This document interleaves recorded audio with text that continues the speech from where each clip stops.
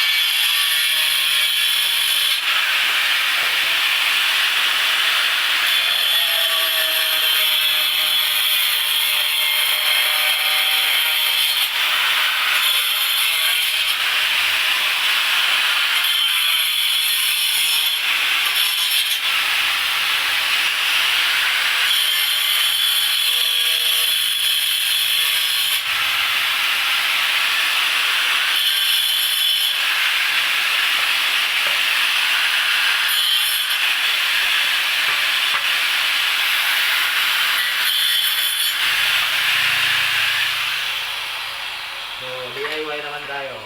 Ano DIY natin? So, sa floor grade. At Chok Boulevard. Poso. Okay lang.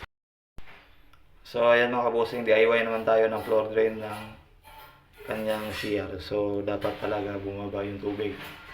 So, ang ginawa natin, ganito natin pagkating mga kabosing. So, para mag-slope talaga yung floor drain dito sa may CR. So, ayan. So, lalagyan na natin ng palaman o puro. So, para masikat lang natin. So, ayan mga kabosing. So, nakatingan na ito natin. So, isisitat lang natin yan. Ginawa natin. So, para hindi magkaroon ng pundo ng tubig dito sa may gilid. So, panoorin nyo hanggang matapos itong video para may matutunan nila sa mga beginners lang daw mga kabosing.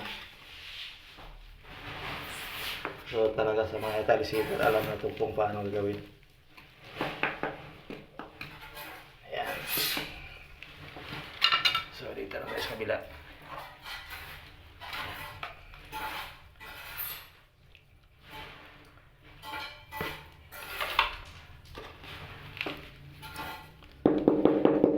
Ayan mga kabosing.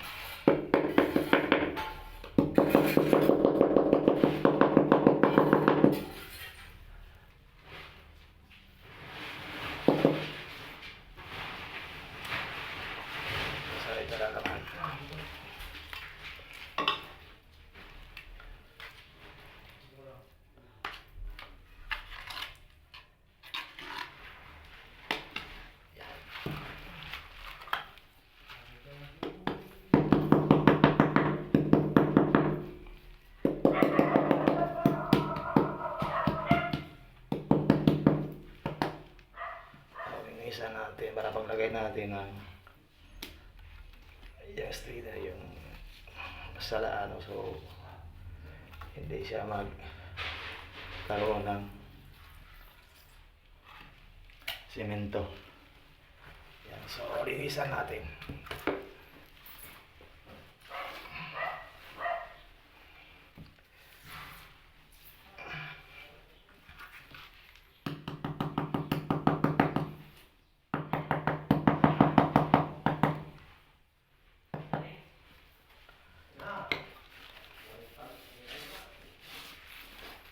So ayan mga kabosing.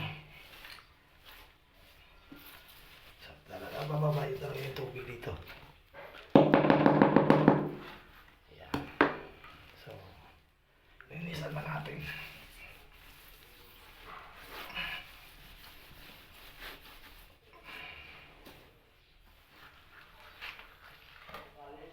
So ayan mga kabosing. Ayan. So ito yun sa alumi. Ayan yun sa tubig. So, pagpesa rin tayo dito sa may kwarto. Ayan. Dito sa sala. So, medyo madumi pa. So, yan ang update sa ating vlog. So, don't forget para like and share. Para update kayo lagi sa ating video. Thank you for watching.